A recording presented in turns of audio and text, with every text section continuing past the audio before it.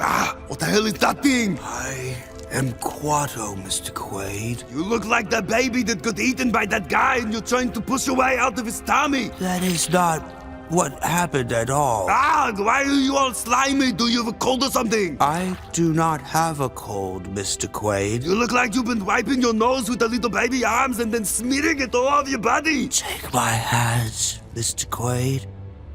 Ah, it's all gooey and it smiles. Three Films and a Podcast has no claim of ownership on any film footage used in this episode. All film footage is owned in its entirety by the copyright holders and is used solely with the intent of film criticism, commentary, and education under fair use law. And just like every car in Too Fast, Too Furious, this podcast contains spoilers. Enjoy!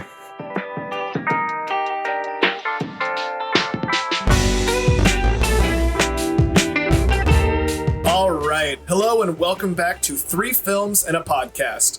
The show where three friends not only challenge each other to broaden their cinematic horizons through a series of theme rounds, but they also resist every urge in their body to do an Arnold Schwarzenegger impression. And I promise you, it's happening to me right now. It's not going to happen, though. My name is Tyler Beck, and I'm coming to you from Portland, Oregon, and I'm joined, as always, by Ben Lawhorn in Salt Lake City, Utah. I'm ready to get this pod going so I can be home in time for cornflakes. Nice. I like it. It's not quite an impression, but it's a line reading. I'll take it. Well, I didn't want to do it as Schwarzenegger. There's no way I was going to do it justice. So. Yeah, I'm still fighting it. And also, as always, Matt Weiler down in Pleasant Grove. Hi. Perfect. Wait, what was that? Was that Quato? It's my Arnold. It's beautiful. It's perfect. I'll be back. Well, I don't think we can top that, so let's just wrap it up here. Patrick, thanks for joining us. Yeah, guys, thank you for having me. No, and I'm kidding, of course. We're very excited for this episode, as we are for all of our episodes. And in case you're new here, let me be the first to welcome you to our movie club. It began as a club amongst the three of us in a group chat and has slowly evolved into a community of movie lovers, and we are very glad that you are here with us. While we're at it, if you could tell some of your friends, some of your family, enemies, acquaintances, whoever, tell them about us, let us know that you love us, and we'd be forever grateful. You can find us on Spotify, YouTube, and wherever else people find their podcasts. And don't forget to check out our shop at threefilmspod.com for a bunch of cool merch designed by none other than Matt Weiler himself. He's much better with art than he is with Arnold impressions, and it's his close, Arnold though. impression was great. So yeah. Oh. Oh. That was meant as a good thing because your Arnold is so good and your art is so good. Yeah, I was trying to compliment you. Maybe I'm just not good at it. Well, now that we've got all that awkwardness out of the way, and without any other further ado, let's just jump right into this week's episode. We'll be wrapping up our Mars-themed round by discussing Total Recall, the 1990 sci-fi thriller directed by Paul Verhoeven, starring Arnold Schwarzenegger, Sharon Stone, and Michael Ironside. But before we get into that movie, please allow me to introduce you all to our very special guest, Patrick Cotnoir from the George Lucas Talk Show. Hi, guys. How are you? Doing great. We're great, Couldn't Patrick. possibly be better. Good. No complaints. Good. Very happy to have you here. So, I mean, it's weird when someone says they couldn't be doing better when we're in the middle of a worldwide pandemic, but I guess it's a good answer. I'll tell you what, man. This year has been a banner year for me, myself, personally. Yeah. So I get it. I do feel bad when I say it, but I'm like, yeah, I got to be honest. Let's been a pretty good year. Let our true self shine. Well, yeah, man, thanks for joining us. Why don't you take some time to tell us a little bit about yourself and where people can find you and all that good stuff? Yeah, for sure. I'm a comedy producer and booker out of New York City. I run this show called the George Lucas Talk Show with Connor Ratliff and Griffin Newman, who are two comedians and actors. Who's at the UCB Theater. Connor plays George Lucas and interviews guests as themselves. We've had John Hamm and Whoopi Goldberg and Ahmed Best, who played Jar Jar Binks, and like so many insane people. So we did that virtually a lot this year. People can find that on YouTube. And I'm the producer of a new improv show starting up in New York City. It's the next iteration of the UCB Theater's show ASCAT, now that the UCB is closed in New York. It's called RAAAATSCRAPS, and it's every Sunday night at 7:30, and you can stream it online for very cheap, only $8. Nice. We started the show last night. We had Janine Garofalo was our first guest, and it's going to be a lot of fun. Awesome. So I hope people will check that out. That's cool. awesome. And you guys are bringing George Lucas Talk Show back live once a month, right? You guys just did the Pretend It's a Crawley thing, kind of announcing that. Yeah. I mean, we're gonna see how often we do it. We're gonna, it's sort of when people are in the mood to do it and when we got guests. But my hope is that it will be a little more regular than it's been the last couple months. We took a little bit of time off. Yeah. But I think we're gonna start doing some more stuff more in the near future. So we'll see. I'm excited for It's it to all come when back. people- Yeah. Thank you. It's all when people want to do it. Yeah. Yeah. Exactly. I don't know how many times I've probably watched that. One of the last ones with like Darcy and Jason Mantzoukas and those when That's a you good guys were one. guessing whose house she just took over and all that stuff. Like I've probably watched it like 5 times, which doesn't sound like a lot until you realize the episode's 4.5 hours long. It is so good. We did so many. I think we were at like, was it like 330 hours? Yeah, I think it's what of the content Crawley this said. last year. It Yeah. was something insane like that. Damn. But you just mentioning that we're trying to guess which house she took over, and I'm like, oh yeah, that happened. I completely forgot that happened, and it was fairly recently. Like it was not that long ago, and I completely forgot. Well, dude, our pods are only an hour long, and I can't remember a word I said the second I said it. So I've already forgotten about my awkward intro with. So I don't blame you there. Yeah, man, that's your show. I told you we let ourselves shine. We are our authentic stuttering selves on this show. And your show is one that I regrettably haven't checked out yet. Ben raves about it, and it's on my list. So let's get that out of the way first. I want to be honest with you. That's great. I mean, if you take the entire world's population, the majority of people haven't seen it. So That's you're true. in good company. You're in the majority That's of a this. fantastic perspective. Once again, in the majority over here. I think you were at the Gethard show, right? Yeah, I was the booker for that. Yeah. I feel like some weird kind of like promoter for the dumpster episode. Like I'm just like anyone that will listen to me talk about it. It's Ben got me on that. Yeah. like it's one of the best hours of TV ever. I don't want to tell you anything else, but it's so good. I feel like I'm just here gushing over everything you've been involved with. But I love it. If people have not seen that, it's called One Man's Trash. It's on YouTube. It's an episode of the Chris Gethard Show with Jason Mantzoukas and Paul Scheer. Not going to say anything else. Don't read comments. Don't Google it. It's so much better to not know anything going into it. Except there's a dumpster on the set, and the whole episode is them trying to guess what is in the dumpster, and that's all I want to say. Brian from New Jersey, how are you? Doing all right. How you guys doing? I'm doing okay. I'm very stressed out. Okay. Do you have a guess or a wish? Wait, hang on. Okay, that's a good question. I definitely don't have any wishes. I just have a guess. Okay. Right. And Brian, what are you wearing top to bottom? Brian, what's your guess? The seedless watermelon. A seedless watermelon. Great guess. It is not what's in there. By the way, not a great guess. Yeah. Okay. It's wonderful. So another thing to add to my list. I was a big got fan a long list of his Beautifully Anonymous podcast. Big fan of that podcast. That's how I was introduced to Chris Gethard. And anytime I see him, like he has a bit role in Parks and Rec and stuff. Every time I see him, I'm like, oh, you're doing it, man. Yeah. He talks a lot about his personal struggles trying to come up in comedy and TV and stuff. So I always like seeing him succeed. He's a good guy. I like to see everyone succeed. And especially our movie club guests. Look at that segue. I love to see it. We've mentioned, we like to think of this podcast sort of as a movie club, and being a guest on the show means you are officially in that club. So put that on your list of accolades. You've got plenty. There's just one more. I'll update my website right now. Yes, please do. 1 second. Let him know. Yeah, we'll give you a moment. Cut to some like elevator music, Ben. All right, we're back. I did it. Great. Yeah, fantastic. Well, let's get into the next segment then.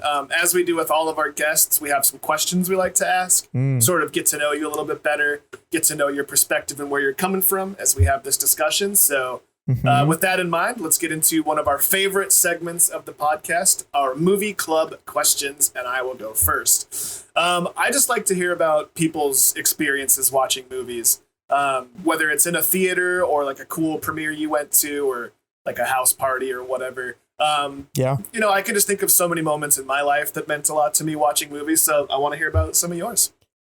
Yeah, I mean, I'm lucky. I'm in the PGA, the Producers Guild in New York, and we get to go to a lot of screenings, which is really cool. And they usually have like Q&As afterwards. The one I was thinking of, I was trying to think of like what was my favorite one of those. Knives Out was great. Ooh, yeah. Because it was before the movie had come out. It was like 2 weeks before, so no one had seen it. So just that's a movie that really benefits in the movie theater. With a lot of people who have not seen it because there's so many twists and so many like just joyful exuberance, popping out throughout the movie. And then at the end of the movie, so many people from the cast were there. There was like 10 or 15 people from like cast and crew there. And it was just like very exciting to be like, oh, we love this movie. And then there's everyone there in front of you.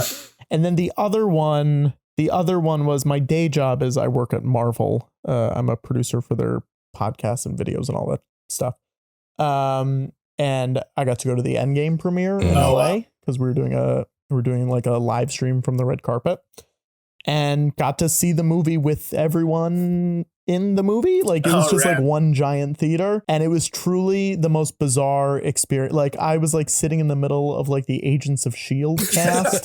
Like it was like Ming-Na Wen was like sitting directly next to me. And at one point, spoiler alert, Black Widow dies, and she leaned over to me, a person she did not know, and was like, but doesn't she have a movie coming out? And I had to be like, well, it's a prequel. And just like trying to explain. So I was like, this is the weirdest my life will ever be. Can we pause the movie? I need to explain this real quick, but then we'll get back to it. Back up and explain a timeline. Make sure everyone's up to Mulan date. sitting next to me. Yeah.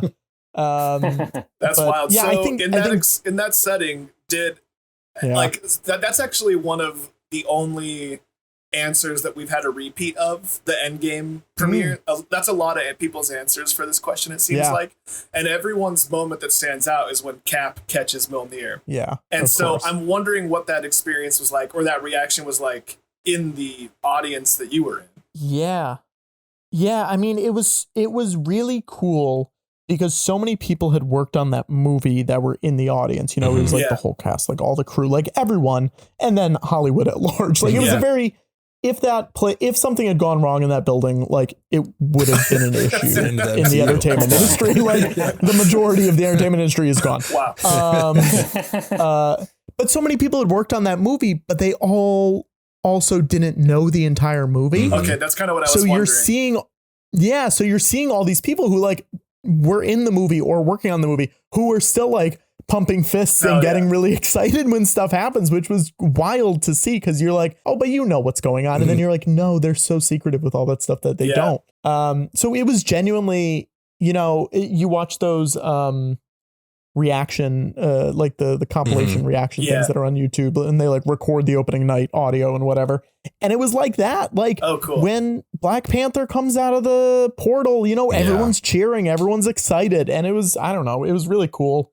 And it's one of those like last normal moments that you think back on in the world when you've been locked up for a year and a half.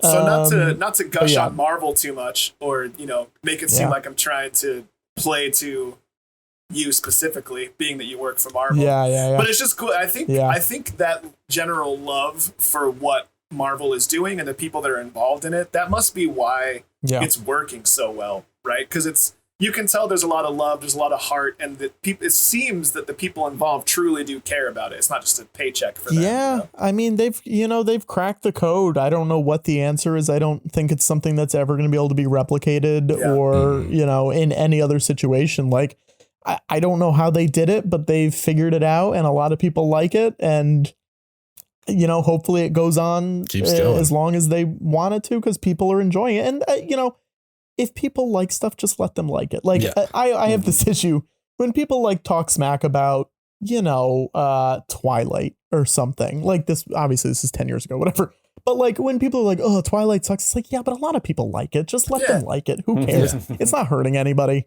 There's a lot of books in the Cullen household, but know what to expect when you're expecting a half vampire child. No, they look on Google Images.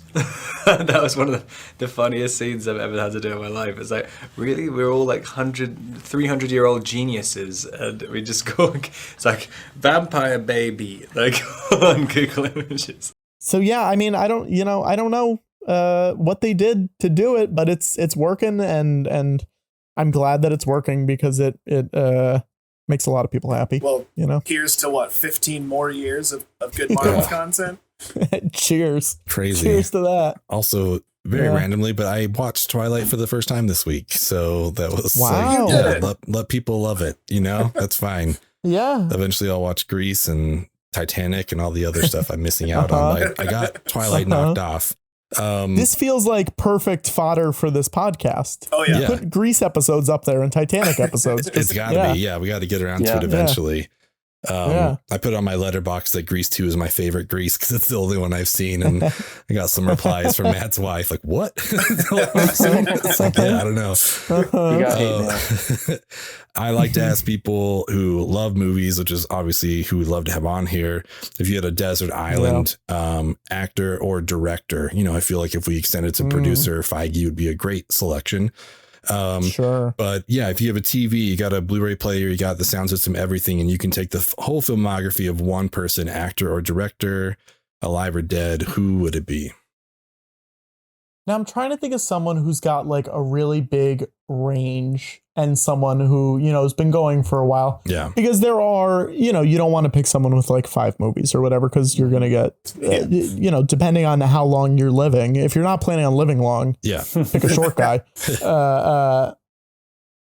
Maybe like Tom Hanks. That's such a basic answer. It's arguably one of the best, though. It's such a basic answer, but I think it's a good answer because it stretches so far. You got Castaway, so if you're on the island. Yeah, it's like a tutorial. Maybe a little too meta, but yeah. I think it might be Hanks just because like there's so many movies on there that will cheer you up. Yeah. And, it's such a range of stuff.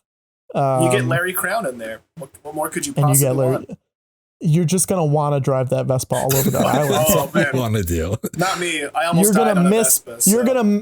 You're going to miss Costco so much. He's looking at that Costco. Oh, that's right. It was Costco. I forget. Yeah. That's awesome. I mean, I hear what you're saying about it being whatever, like a basic answer, but I mean, there's a reason he's like America's dad. Like it's true. He's great. Like I don't know that he's really ever given a bad performance.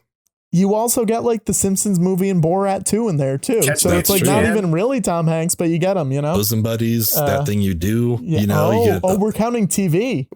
That's how I play it. Just like the whole filmography. Okay. Does it switch up your answer? So here's the but here's the question. Hanks has hosted SNL a lot. Oh, do we get all of SNL, or do we just get the Hanks episodes? If we're really expanding this, he's got to be in it. Okay, we gotta have rules somewhere here. Okay, well, it's disappointing, but okay. I know. I do that. He's in the 5-timer club, right? You get at least 5 episodes of SNL, so that's good. Yeah. Cool. Yeah. Well, I think that's a great answer. I love it. Thank you. Yeah, my answer actually is it's semi Tom Hanks related because it's got his wife. Well, I guess I should explain first. Mine is The Unsung Gem. We did a few rounds where The Unsung Gem is a movie that you personally love and you feel just gets underappreciated or underrated by the masses, by the people by your friends. My personal Unsung Gem was Mixed Nuts. I love that movie. Okay. It's got Rita Wilson in it. That's why I was tying Tom Hanks in. But I would be curious to hear what your Unsung Gem is. Now, it's very funny because I had an answer in my head and then you said that. And I thought of another answer that could connect it back to today's episode. I like it. I'm excited. It's another it's another. Well, listen, it's another Rita Wilson movie. Okay. But it's also an Arnold Schwarzenegger movie. Is it Jingle All the Way? Am I going to say Jingle All the Way right now? That movie's going to make an appearance later in this episode. I was already planning on it, but then you said Rita Wilson, and I was like, we're just going to bump it up again and mention it twice. I love it. There you go. The double Christmas unsung gem. Mm-hmm. Rita Wilson's really got that locked down. You got a Christmas unsung gem. Underrated Christmas movies. Yep. Yeah, I was going to let you have 2 unsung gems, but I changed my mind. You only get 1. Man. Yeah, just 1. Yeah. I get it. Man, I love that. And like we say this every time, but we've yet to have a repeat answer on our unsung gems. Oh, interesting. Yeah, everyone's got a different one. I just love that. I think it's really cool. And Ben, you said we like to have people on that like movies, which is true. But it made me think we need to have someone on here that fucking hates movies. We need to make them watch just whatever they're going to like the least. And that should be a special episode. I don't know who that person is. We can find it. But I like that. Might sound like I'm kidding, but I'm not. Anyways, I think we can move on. First of all, Patrick, thanks for playing along. We love we love those answers. We love those discussions. And we could probably go on and on. Forever with all that stuff. But for now, let's just dive in, get this discussion recorded before the agency can go in and erase this movie from our memories. Of course, obviously, we're talking about Total Recall, like I mentioned earlier. Patrick, for those who may not have seen this movie and for whatever reason listening to this episode, why don't you give us like a brief synopsis of the movie and maybe your overall spoiler-free impression and review of the movie. We'll get into spoilers later. Yeah, I mean, the movie starts, Arnold, he's playing the thing that Arnold loves to play the most, just a normal human man, a regular, everyday human man. He's a construction worker. He's married to Sharon Stone. What a life. And what a life. But then he gets embroiled in a spy game. Is that the right word? A spy game? I think it's good. He can't figure out if the memories that he has have been implanted into his brain and if he is truly a spy or if this is all part of this company that he goes to. I'm so bad at describing this because it's perfect. It's a fairly, he also goes to a company where they implant memories into your brain and he wants to have these memories from Mars.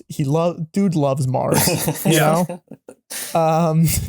And he doesn't know what's real and what's not real. And that's kind of the whole movie, is him figuring out what is real and what is not real. So, this came out in 1990. First of all, that's a perfect synopsis. I'm going to see if we can get that into IMDb and have them change that synopsis was better than the movie. I wanted to see that now. That is the movie, but it's like the way that you want Patrick's version. I like it. Exactly. Yeah, put it on the DVD case. Yeah. Oh shoot, I forgot what I was going to ask, but I guess it's probably not.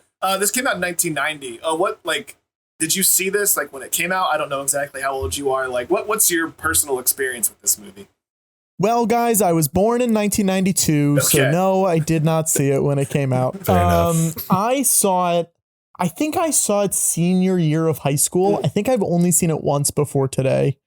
But before I went to college, I was like, I'm going to watch all the IMDb top 250, which is not a good list because it's all just movies that people who are rating IMDb care about, which is not really what you want. And then there's just random ones.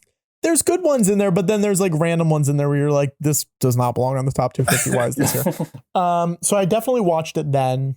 So that would have been, 10 or 12 years ago, somewhere like that. And then watched it again today. Right. Nice. I think, first of all, I like your description of Arnold always wanting the everyman role, because I'm just picturing him going bizarre. to his agent, whatever Tom Hanks is going for, get me that audition. We're the same person. I can do Larry Crown. When you think about his non-action or sci-fi kind of movies, he's just Jingle All the Way. He's just a normal dad from Michigan. And you're like, no, you're not, Arnold. What are you doing, It reminded me man? of Cena in Blockers, where it's just are we not going to address how fucking huge you are? You're not just a dad. Your muscles have muscles. This is crazy. This one at least makes sense because of the spy element. Yeah, it does make sense. But in the beginning, when you're you're just a construction just a dude. Okay. I mean, that jackhammer really works those muscles. And also, I really want to see the world where Tom Hanks and Arnold Schwarzenegger flip. So Arnold let's do Face Off with Hanks and Schwarzenegger. Oh my God. My first experience with this, I think I was in like middle school, maybe a little younger. And I was visiting my dad in California, and he and I don't know, whoever else was there had rented this movie. And I walked in right at the opening scene where like his like eyes are bulging out. I was like, what the hell? What's this like? So that has always just been like in my brain about this movie. And then I stayed long enough to see the 3 boobs. And then I was like, I don't know that I like this. This is just kind of weird. Like, I don't know that I'm on board. I don't know if 3 boobs are for me. Yeah. So, I mean, I watched the whole thing, but I think that was the only time. And then I watched the remake whenever that came out, and I couldn't remember like how similar or whatever it was. So this kind of feels like a first watch for me, because outside of seeing 3 boobs on a woman and Arnold's eyes bulging out, I didn't remember this movie or what it was about at all. So it was fun to rewatch it and, kind of give it a refresh. Shouts to Leo for letting you stick around long enough to see those 3 boobs. Yeah, right. Thanks, Dad. Matt, what about you? What was your personal experience with this movie? Similarly, I saw the Colin Farrell version, whenever that came out. Very forgettable. I don't even remember liking it. I don't remember hating it. It was just, whatever. And I'd seen enough clips of this movie to sort of have an idea of what this movie was all about. It's in a lot of ways, it's very samey to a lot of other movies that came out around the same time in the sci-fi sphere, with the gross like puppetry, practical effects that was popular for a time. And so, you get a lot of that, a lot of color. But this was my first real viewing of it. So yeah, that's I'm with you, Tyler. I'm past the age of 30 and I'm seeing it for the first time. Yeah. I was gonna say, I think I might be the only person past the age of 30 that hasn't seen this movie, and this was my first time seeing the movie in its entirety. I had seen, I was an adolescent male at one point in life, and so I've of course seen the 3 boob scene before. I think my friend that showed it to me literally knew how long to fast forward the VCR and stop it and show me that scene, and then pause it or turn He's it like, off. Tyler, if you like 2 boobs, check this out. Yeah, it's like I like things in even numbers. I'll pass. But that's it. I hadn't really seen the movie. I've never seen the remake, but it's always been on my list. So when the remake has. Yeah, I wanted to see the remake specifically. I could care less about this version.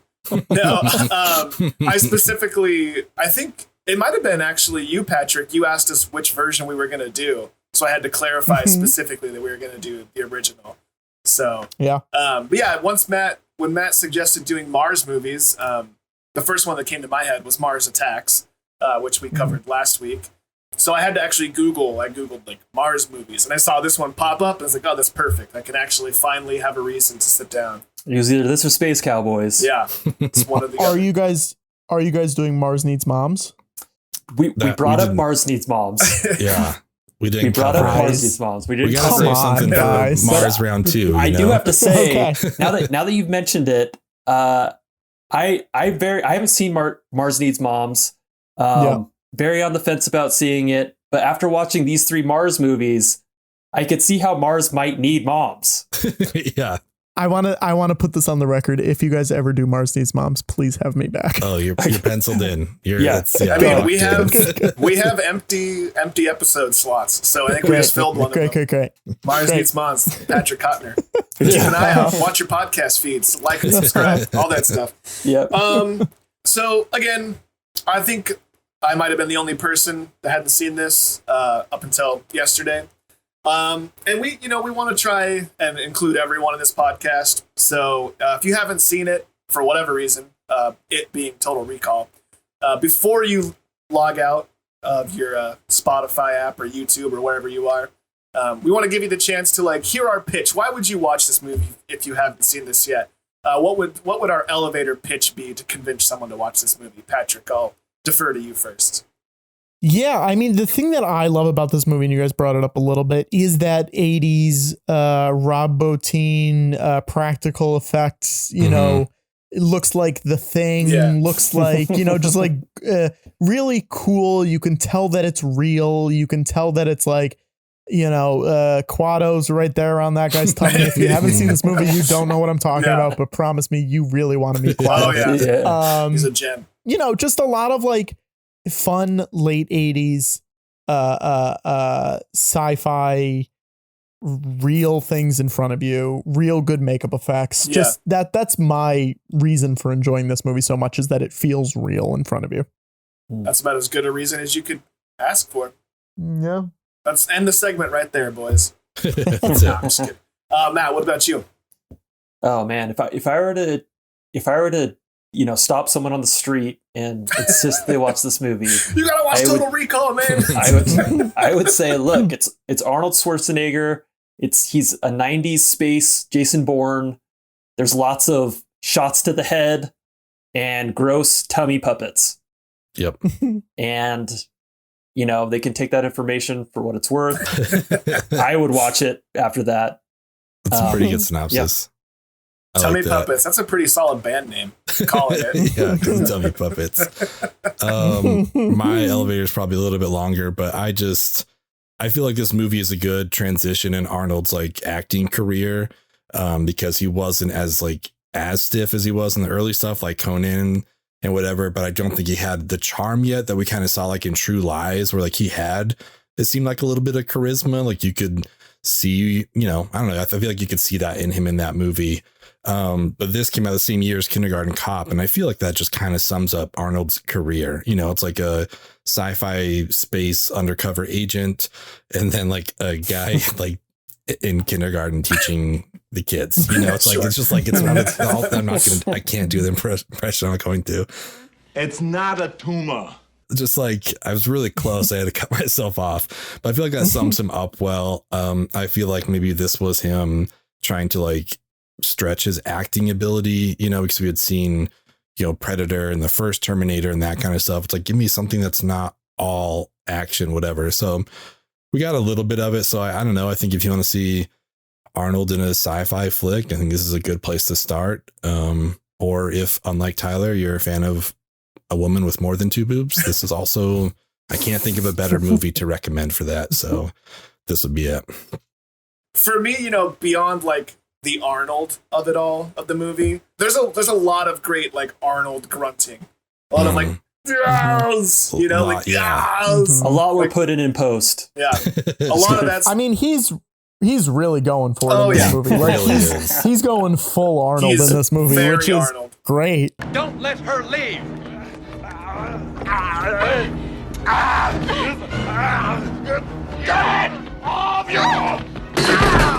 It's yeah, a lot of fun, and we'll talk a lot more about that later on. But I'd say like the biggest selling point to me for this movie was just the thought experiment posed by the story itself.